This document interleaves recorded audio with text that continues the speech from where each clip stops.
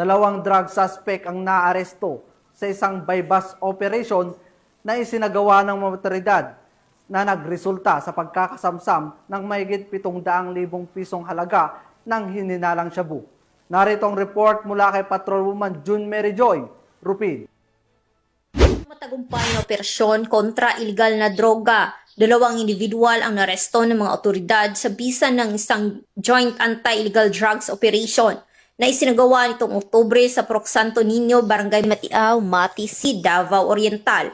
Kinilala ang mga suspect na sina alias Buyong, 47 anyos, residente ng Barangay Matiao, Matisi City, at pang-anim sa listahan ng mga high-value individuals sa rehiyon, at alias Palawit, 45 anyos, at residente ng San Isidro, Davao Oriental.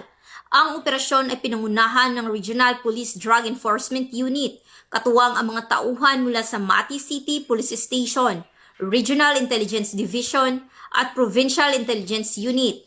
Sa nasabing operasyon, nakumpiska mula sa mga suspek ang tinatayang 105 gramo na hininalang shabu na may tinatayang street value ng 714,000 pesos.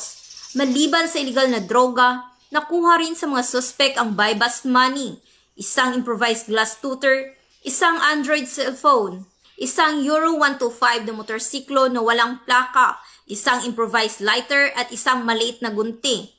Ang mga suspek ay agad na dinala sa Mati City Police Station para sa karampatang dokumentasyon at sa kasalukuyan ay naharap sa mga kasong paglabag ng Republic Act 9165 o Comprehensive Dangerous Drugs Act of 2002.